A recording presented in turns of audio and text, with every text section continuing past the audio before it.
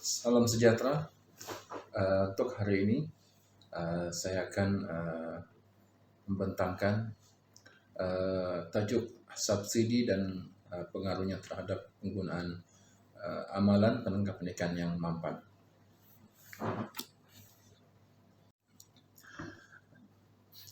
Subsidi merupakan satu tindakan pemberian oleh pihak kerajaan kepada seseorang individu ataupun syarikat yang mana pemberian itu kemungkinan akan mempengaruhi kadar keuntungan ataupun kebaikan kepada penerima sama ada untuk jangka pendek, pertengahan ataupun jangka panjang. Okay, ini menurut definisi yang telah diberikan dalam artikel Yu Gui pada tahun 2006. Untuk objektif pembentangan ini adalah ingin melihat apakah pengaruh subsidi yang nantinya yang diberikan oleh pihak kerajaan kepada seseorang individu kepada amalan perikanan mampan. Maksudnya di sini objektif untuk pembentangan ini akan melihat sesuatu subsidi yang diberikan itu yang menyumbang kepada amalan perikanan yang mampan. Oke, sebelum kita meneruskan kepada slide yang seterusnya, di sini saya ingin menerangkan secara ringkas apakah faedah subsidi yang diberikan oleh pihak kerajaan kepada seseorang individu. Jelas apa yang kita dapat perhatikan seperti yang berlaku di negara kita, kebanyakan subsidi adalah diberikan kepada golongan yang berkeperluan ataupun golongan yang dengan pendapatan yang kecil.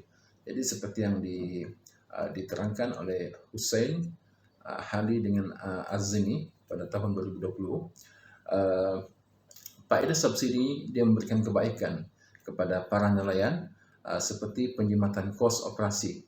Okay, sebagai contoh, subsidi petrol yang diberikan oleh kerajaan meningkatkan ekonomi para nelayan yang berskala kecil kerana mereka dapat menjimatkan kos operasi mereka dari segi pembelian minyak. Oke, seterusnya dalam slide yang dipaparkan ini terdapat beberapa jenis subsidi yang saya senaraikan yang diberikan oleh pihak kerajaan kepada masyarakat nelayan. Oke, terdapat 5 yang saya dapat senaraikan di sini seperti yang dinyatakan dalam buku yang diusahakan oleh bahagian perancangan Jabatan Perikanan Sabah. Yang pertama, bantuan melepaskan benih-benih ikan ke perairan umum, air tawar dan juga air marine. Kedua, bantuan peralatan untuk menangkap ikan seperti pukat yang memenuhi standard ataupun piawaian. Ketiga, bantuan kepada komuniti yang menjaga tagal. Keempat, bantuan melabuhkan tukun tiruan ataupun unjang. Dan yang kelima, pemberian khusus dan latihan secara percuma kepada masyarakat nelayan. Okey, kita melihat kepada jenis-jenis subsidi yang pertama, iaitu pelepasan benih-benih ikan di perairan marine. Okey, daripada kerjasama yang telah dijalankan antara Jabatan Perikanan Sabah, Jabatan Perikanan Malaysia dan juga pengurusan Masjid Bandaraya Kota Kinabalu, sebanyak 3,000 benih ikan siakap telah dilepaskan di kawasan Tasik Masjid Bandaraya pada 28 Mei 2022. Okay, benih-benih itu dilepaskan tanpa dikenakan sebarang bayaran. Okey, seterusnya pelepasan balat yang telah dilakukan di perairan Teluk Ambung Kota Belud yang dijayakan oleh adun kawasan tersebut iaitu Datuk Saleh bin Tun Said telah dilaksanakan pada 12 Disember 2022. Benih balat ini juga merupakan salah satu subsidi yang diberikan kepada masyarakat di kawasan sana untuk penternakan balat dan ini juga secara percuma. Seterusnya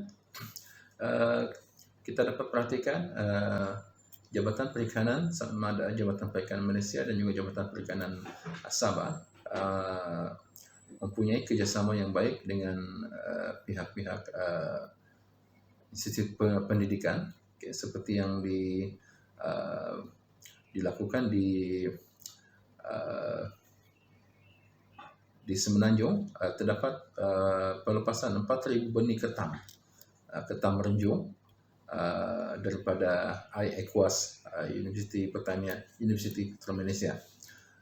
Dan seterusnya Jabatan Perikanan Sabah juga mengadakan kerjasama dengan pihak IPMB, Institut Penyelidikan Marine Borneo dari Universiti Malaysia Sabah, yang telah melakukan pelepasan benih ketam untuk ketam nipah di kawasan Tasik, Sitompok, Kuala Penyu pada 16 Julai 2022.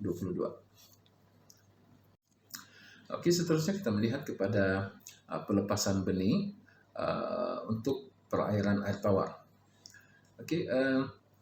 Pelepasan benih di kawasan air tawar ini juga dilakukan oleh Jabatan Perikanan Sabah melalui dua situasi. Pertama sekali atas permintaan masyarakat kawasan tersebut, dan kedua sebagai khidmat sosial masyarakat daripada Jabatan Perikanan. Jadi antara benih-benih yang dilepaskan ke kawasan Sungai Air Tawar adalah Pelian dan juga Lampam Jawa.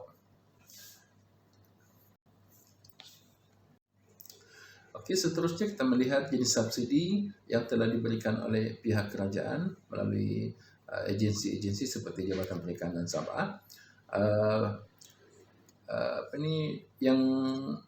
Yang mana pemberian tersebut boleh menyumbang kepada amalan penangkapan ikan secara mampan. Kalau kita dapat perhatikan melalui slide ini, kerajaan dalam memberikan subsidi juga memberikan jenis peralatan yang standar ataupun yang mengikut piawaian, di mana jika alat tersebut digunakan, ianya tidak akan mengganggu ikan-ikan yang bersaiz kecil. Jadi seperti yang dalam slide ini terdapat dua jenis pukat tangsi bersaiz 2,5 inci untuk mata dia, jadi agak besar, dan untuk ikan yang bersaiz kecil daripada 2,5 inci, dia akan mudah terlepas daripada pukat tersebut. Begitu juga yang pukat 3 lapis yang bersaiz 3,8 inci yang hanya memilih ikan-ikan yang bersaiz lebih besar. Subsidi yang seterusnya diberikan oleh Jabatan Perikanan Sabah terutamanya kepada masyarakat adalah seperti kepada komuniti urusan tagal. Terdapat begitu banyak kawasan tagal di negeri Sabah, dan kesemua tagal yang diwujudkan ataupun ditubuhkan di Sabah melalui Jabatan Perikanan Sabah akan mendapat subsidi di peringkat awal. Bukannya sebagai bentuk kewangan, tetapi bantuan seperti benih ikan. Sekiranya komuniti tersebut memerlukan benih ikan, akan dibekalkan benih ikan untuk permulaan. Seterusnya membantu membina bangunan seperti tandas dan juga bangunan kecil untuk operasi pentadbiran. Papan tanda juga disediakan yang bersesuaian, dan apa yang paling penting, subsidi yang diberikan di sini adalah konsultasi ataupun nasihat secara percuma kepada masyarakat yang menguruskan tagal, agar mereka terus lebih komitmen dalam melaksanakan urusan tagal yang mereka usahakan. Seterusnya pada slide ini kita melihat subsidi yang diberikan oleh pihak kerajaan seterusnya adalah seperti melabuhkan Tukun, Tiruan, dan Umjang. Tukun Tiruan ini seperti yang kita sedia maklum merupakan binaan daripada konkrit yang boleh mencapai sehingga 30 kaki dan berat pun sehingga 500 kg, dan dilabuhkan di kawasan laut di perairan yang mempunyai terumbu karang. Dengan adanya kehadiran tukun tiruan di sana, ianya akan menambahkan kadar pertumbuhan bagi terumbu karang di kawasan tersebut dan boleh menarik pelbagai spesies ikan di kawasan tersebut. Dan ini secara tidak langsung akan menambahkan bilangan ataupun stok ikan yang berada di kawasan tersebut, dan seterusnya para nelayan mudah untuk mendapatkan ikan yang secara berterusan. Begitu juga keadaannya dengan unjam. Untuk unjam ini dilabuhkan untuk kawasan-kawasan yang tidak mempunyai kedalaman yang mencukupi. Jadi kalau tukun tiruan dia perlu sekurang-kurangnya kedalaman air 60 meter, dan unjam ini adalah bagi kawasan-kawasan yang tidak mempunyai kedalaman 60 meter. Subsidi yang seterusnya diberikan oleh pihak kerajaan adalah dari segi kursus dan latihan. Kursus dan latihan ini Jabatan Perikanan Sabah terutamanya memberikan kursus tersebut kepada golongan yang berkeperluan seperti golongan B40 dan juga golongan miskin, dan latihan ini diberikan secara percuma. Para pelatih akan dilatih bagaimana mengendalikan kolam untuk air tawar, dan juga bagaimana mengusahakan untuk penternakan ikan dalam aquaculture, yaitu secara sangkar. Dalam kursus mereka akan diberikan bagaimana menguruskan air masuk dan keluar daripada kolam, lepas itu penyelenggaraan kolam atau tangki ternakan, pengurusan ikan sekiranya berlaku ternakan yang mati disebabkan penyakit, dan juga penggunaan jenis ubat-ubatan yang baik. Jadi daripada kursus yang diberikan, para peserta secara basic atau secara asas memiliki pengetahuan bagaimana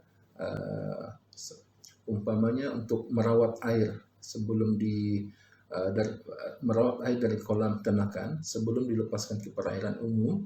Mereka perlu merawat air tersebut, dan air yang terawat yang selepas dilepaskan ke kawasan perairan umum akan lebih selamat untuk ikan-ikan yang berada di perairan umum, dan seterusnya stok ataupun bekalan ikan di kawasan tersebut tidak terganggu. Dan begitu juga halnya pengurusan ikan ternakan yang mati oleh penyakit, supaya ikan-ikan di kawasan perairan umum sekiranya peserta tidak diberikan latihan, mereka akan cuma membuangnya ke kawasan air, kawasan laut, dan ianya akan membahayakan untuk ikan-ikan yang lain. Dan dengan kursus-kursus yang diberikan ini, mereka akan tahu bagaimana untuk mengendalikan ikan-ikan yang mati disebabkan oleh penyakit. Sebagai kesimpulan, kita dapat melihat tidak dinafikan bahwa terdapat banyak jenis subsidi yang telah diberikan oleh pihak kerajaan kepada masyarakat nelayan, yang mana subsidi-subsidi yang diberikan ini sebenarnya sedikit sebanyak telah menyumbang kepada amalan, kepada usaha dalam mengamalkan perikanan yang mampan.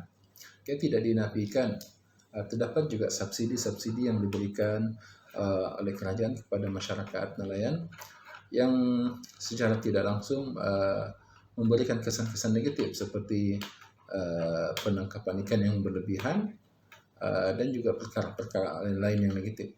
Tapi sekiranya kita ambil secara positif, sebenarnya subsidi yang diberikan juga mempunyai banyak faedahnya kepada masyarakat sebagai usaha kerajaan dalam membantu masyarakat nelayan yang sangat memerlukan untuk meningkatkan ekonomi mereka. Sekian.